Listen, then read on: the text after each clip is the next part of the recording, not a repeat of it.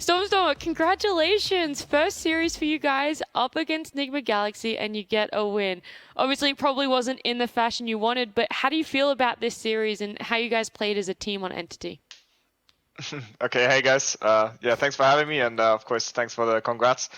No, it was a fun series. Like very nice, of course, to enter the DPC with a win on the back.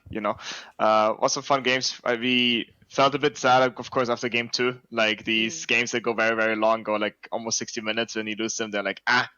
But we managed to come back. Shout out to my teammates in the last game. I think I don't know what they smoked, but they were doing pretty good. But yeah, fun games. Yeah, it was really good. The game too, you mentioned it there. I know it was a little bit disheartening for you guys, but it was really enjoyable for us to watch. What were the communications like? Like, yeah, what was that end bit there? Like, how in control did you feel in that game? Or like, what was it for you all in game number 2?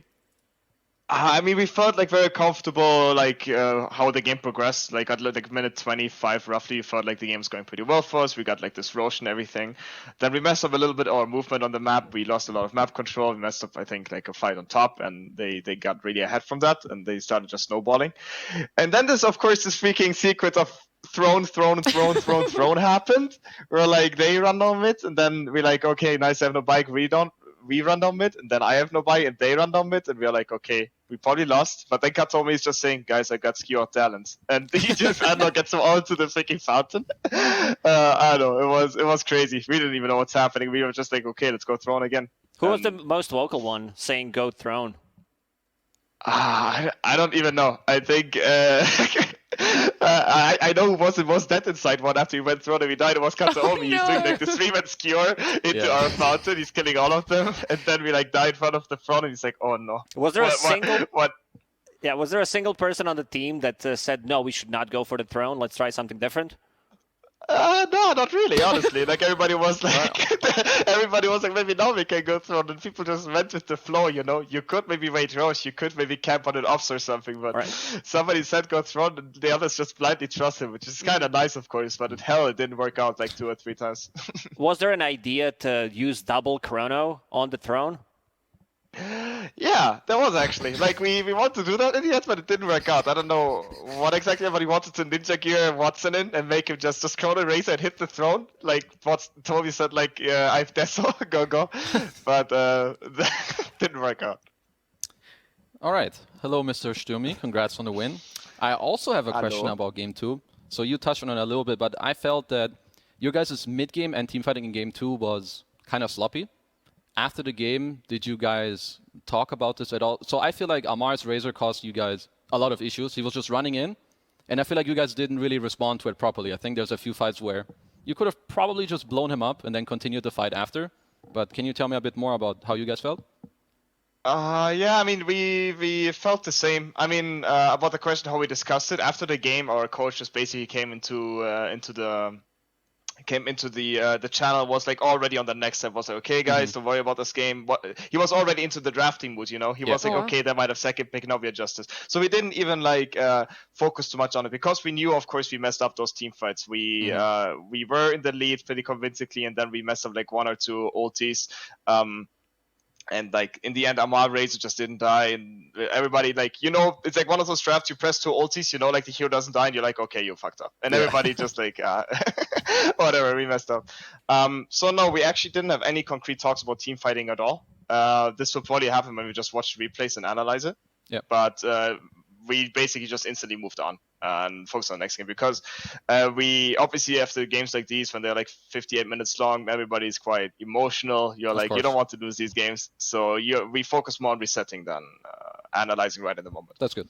Thanks. You mentioned the coach jumped into the channel, and I also see a different background. So you guys are not boot camping this time. You guys needed a bit more of a break after the major, or what?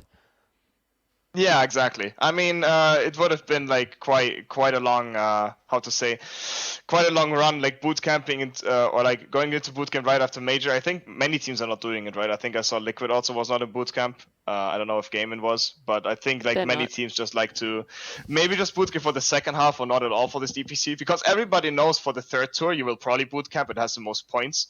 So there could be a scenario where you bootcamp now, you go to the Berlin major, and then you bootcamp right after again, and you might just get too burnt out. So this scenario we just try to avoid and just, I don't know. We will see how this progresses, and of course if we feel like our performance is too slacking, we might still go to bootcamp in the end.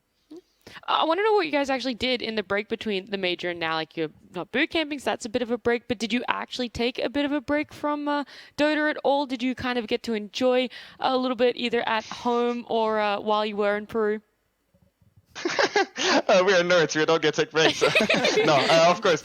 No, of course. Like a short break, maybe. I mean, it's a thing that there was also a patch, right? So, yeah, some people did to take a break. For example, Fishman went on a vacation for like 2 or 3 days. I don't know, just took a full time off the PC. I personally, I think I took like only a 1 or 2 day break and jumped into pubs again because I knew it was a new patch. And it's obviously like, then it actually is like fun to play Dota, surprisingly, to play pubs. So our break, like everybody plays less pubs basically for a bit and only plays like as much as he wants to, but it hasn't been like somebody actually took like 7 days in a row off and didn't play at all. I think it's something that you don't really feel like you can do when there's a new patch and you only have like, how long was the break? Like 6 day break or something between major and major finals and this DPC beginning. So yeah, very short breaks basically for all of us, maybe 1 or 2 days, and that's it.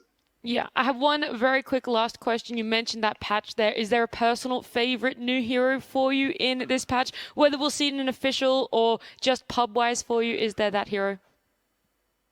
Invoker with Meteor Hammer. Too funny. No. Should have seen that one coming. No. Yeah, I mean that's why we basically picked it all the time. It's too funny. I don't know. Like I think it's tilting when you play against it. Like I can just imagine when you play against it, you have like this tornado, this hammer dropping on you, you tilt from this shit, and that's like a kind of funny feeling. So, you take like the enemy's tower. So no, this is very enjoyable to play. So shout out to Topson, thank you.